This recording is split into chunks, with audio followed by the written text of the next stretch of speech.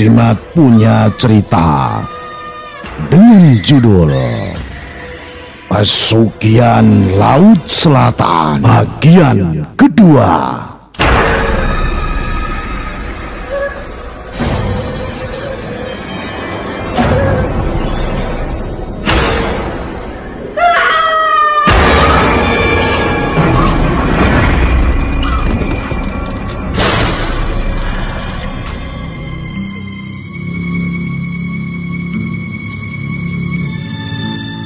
Cerita ini ditulis oleh Yesi Mareta Andari. Saya pembawa cerita Ki Banu Asmoro.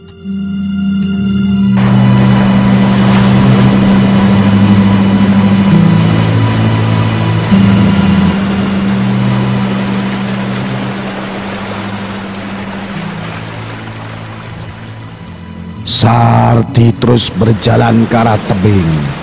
Wanita cantik itu tersenyum kepada Sarti. Sarti yang begitu terpesona makin mempercepat langkahnya.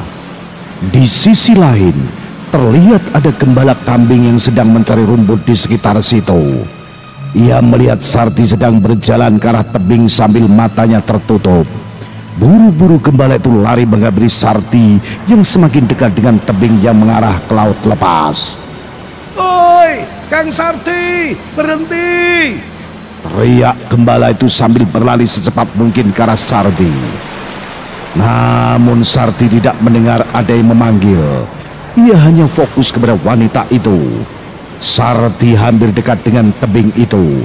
Tinggal beberapa langkah lagi Sarti tercebur ke atas permukaan laut. Namun gembala itu keburu sampai menghampiri Sarti lalu menariknya jauh dari tebing. "Kang Sarti, sadar Kang, sadar!" teriak gembala sambil menarik baju Sarti. Akhirnya Sarti tersadar dan bertanya apa yang terjadi dengannya. Kereta kencana tadi sudah hilang begitu saja.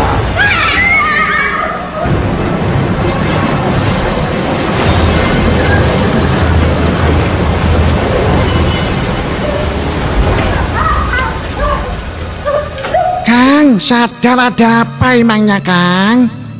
Astagfirullah, saya tadi ketiduran dan bermimpi ada kereta kencana di sini manggil-manggil saya. Saya nggak sadar kalau sampai berjalan sampai sejauh ini, jawab Sarti sambil menunjuk permukaan laut. Ya Allah Kang Sarti, makanya jangan suka bengong kalau di sini, bahaya. Apalagi kita ngeluh sama lautan. Banyak-banyak istighfar Kang, saut gembala itu menasihati. Iya, tadi saya cuma sedikit kecewa, hati saya sakit, kata Sarti menceritakan kejadian yang dialami hari ini kepada gembala tadi. Astagfirullah, pantes Kang Sarti didatangi sama penunggu pantai selatan ini. Kang Sarti lagi tidak berjaya seperti itu. Sekarang Kang Sarti cepat pulang ke rumah. Memangnya Kang Sarti butuh uang berapa? Jawab gembala kaget mendengar cerita Sarti dan sedikit prihatin. Kemudian gembala itu dengan ikhlas meminjamkan sejumlah uang kepada Sarti. Ia pun pulang ke rumahnya dengan perasaan yang bingung bahwa tadi ia bermimpi bertemu dengan Ratu Pantai Selatan.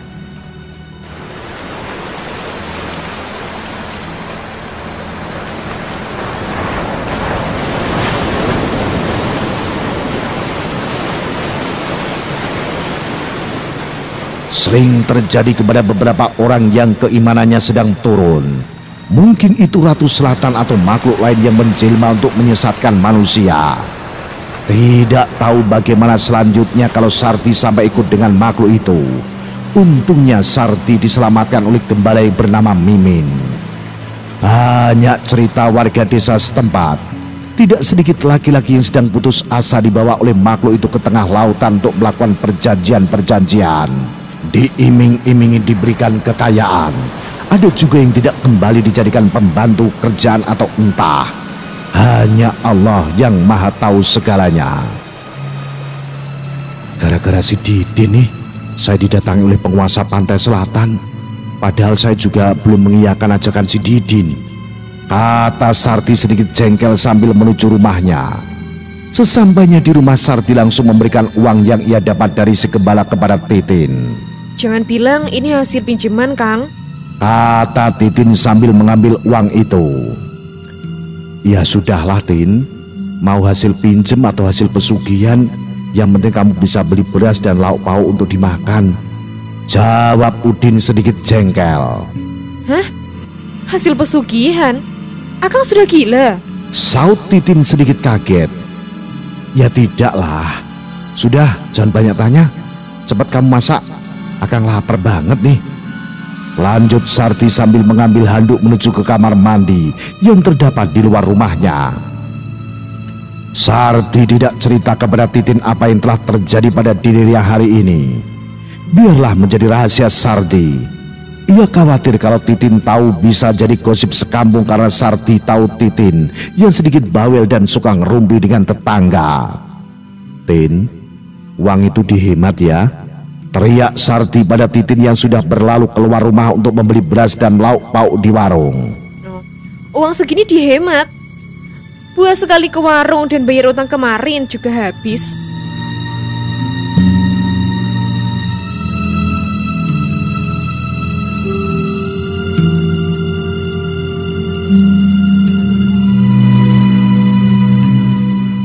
Sebulan berlalu dari kejadian itu.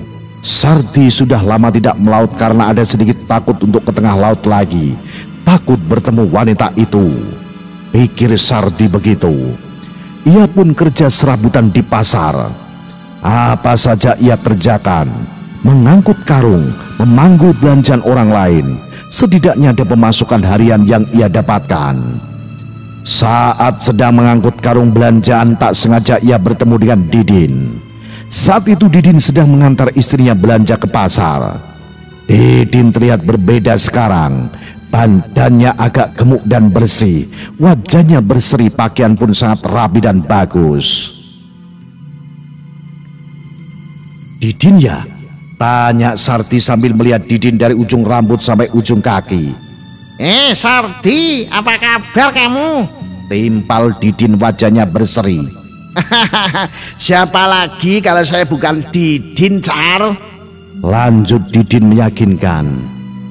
Ya Allah Gusti, Didin, kamu beda banget sekarang. Baru beberapa bulan tidak bertemu, sekarang udah kayak juragan ya. Kata Sardi terpesona melihat penampilan Didin sekarang. Ya iyalah, lihat saya sekarang. Ini berkat kerja keras saya loh, jawab Didin memangirkan dirinya. Sombong sekali kamu, Din, saut Sardi. Bercanda, Sar. Jadi kamu sekarang sudah tidak melaut? Tanya Didin sambil menepuk bau Sardi. Ya sudah lama, Din. Saya sekarang di pasar kerja serabutan, jawab Sardi sendu. Kamu kerja apa sampai bisa kayak sekarang ini? Tanya Sardi penasaran. Saya pengusaha gula merah sekarang, Sar, jawab Didin. Oh alah, pantas saja. Saya sudah lama tidak lihat kamu di kampung kita. Iya, Sar, saya pindah mencari pencerahan. Kamu bisa saja mencari pencerahan. Saya juga mau dong dikasih pencerahan biar kayak seperti kamu sekarang.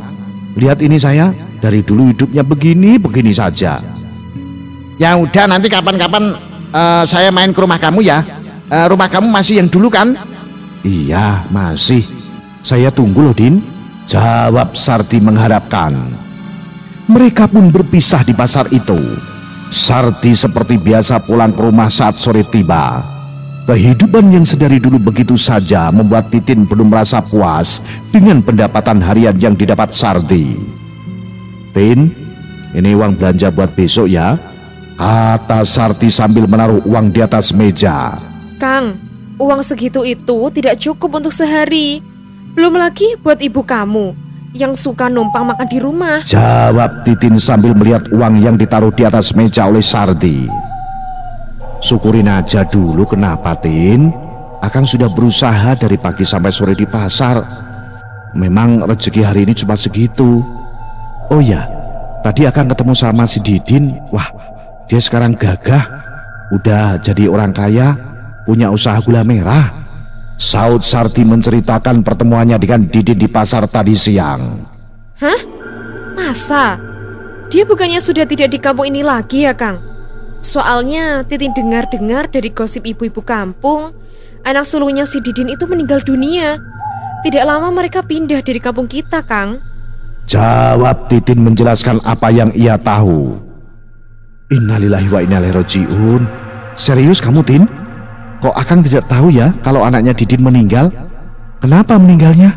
Saud Sarti sedikit kaget. Titin juga kurang tahu kenapa meninggalnya, Kang. Tapi katanya sih mendadak. Cuma sakit panas tidak lama meninggal. Dari sejak anaknya meninggal, perekonomian keluarga si Didin semakin membaik. Ibu-ibu sih curiga dia pakai pesugihan. Anaknya dijadikan tumbal. Kata Titin menjelaskan panjang lebar. Hus, jangan sembarangan asal menuduh kamu, Tin. Tidak baik begitu. Mungkin sudah ajal dan keberhasilan Didin karena kerja kerasnya. Jawab Sarti sedikit membentak Titin. Ia berpikir positif walau di dalam hatinya ia terngiang ajakan Didin untuk mencari pesugihan dulu saat zaman dimana dia susah. Tapi pikirannya itu ditepis olehnya.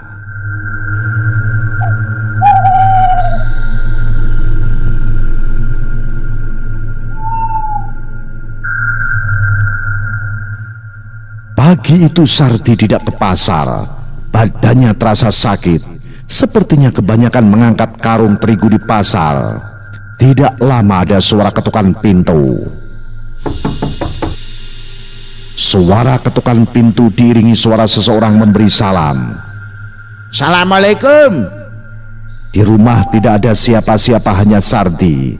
Titin entah kemana pagi itu sedangkan anak sulung Sarti sudah berangkat sekolah. Waalaikumsalam. Sebentar, jawab Sarti sambil buru-buru membukakan pintu. Didin, ternyata kamu datang juga ke rumah saya. Sambut Sarti yang ternyata tamu itu adalah Didin. Iya nggak? Saya menepati janji saya sama kamu, Sar. Kamu kenapa sarungan begini? Jawab Didin. Ayo, mari masuk, Din. Saya sedang tidak enak badan, pegel semua. Kata Sarti mempersilahkan Didin masuk ke rumahnya yang sederhana itu. Maaf, ini rumahnya berantakan, Din. Kamu mau minum apa? Kamu kebanyakan mengangkat karung itu, Sar. Sudah, tidak usah repot-repot, Sar. Saya tidak lama, masih banyak pekerjaan. Jawab Didin sambil meledek. Iya, bisa jadi. Namanya kerja kuli panggul, Din. Aduh, saya lupa kamu sekarang udah jadi bos, jadi sibuk ya. Saud Sarti sambil berlalu ke dapur mengambil segelas air putih. Karenanya itu yang bisa ia hidangkan. Saya kesini mau ngajak kamu mencari pencerahan, Sar. Oh iya. Iya. Gimana? Kamu mau ajak saya kerjasama kamu ya, Din? Alhamdulillah. Jawab Sarti sambil menaruh satu gelas air putih di atas meja. Kamu ikut saja dulu, Sar. Jangankan kerja, kamu bisa jadi bosnya kok. Kata Didin memberi semangat. Sartianya dia mendengarkan Didin menjelaskan panjang lebar. Assalamualaikum, saya Ratnantika.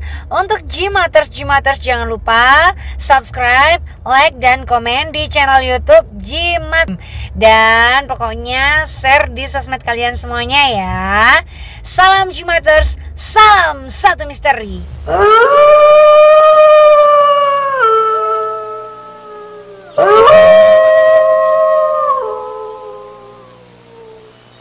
Didin membujuk dan merayu Sarti untuk ikut dengannya. Iming-imingannya untuk kaya raya dan menjadi bos pengusaha membuat Sarti sedikit tergiur. Bagaimana tidak? Ia sudah sangat bosan dengan hidupnya yang seperti ini. Titin yang setiap hari manyun karena tidak puas dengan pendapatan harian Sarti dapatkan dari pasar. Sarti berpikir sedikit lama saat itu. Apa yang diucapkan Didin ada benarnya juga. Begitu batinnya. Ia pun tidak ingin selamanya tenggelam dalam kemiskinan. Ia juga ingin sesekali membahagiakan ibunya. Ingin sekali memberikan Titin baju bagus dan beberapa perhiasan. Intinya Sarti ingin menjadi orang kaya. Sepertinya hatinya sudah mantap untuk ikut dengan Didin. Baik, Sar. Malam besok kita berangkat. Kamu jangan bilang ke orang lain. Ini rahasia kita berdua. Lalu sama istri dan ibu kamu juga jangan dikasih tahu. Kata Didin sedikit berbisik. Sardi hanya mengangguk lalu Didin berpamitan untuk pulang. Nah, bagaimanakah kisah selanjutnya? Apa yang akan dialami oleh Sardi? Ikuti terus cerita misteri bersambung. Pesugihan Laut Selatan. Salam Jimatres, salam misteri. Au.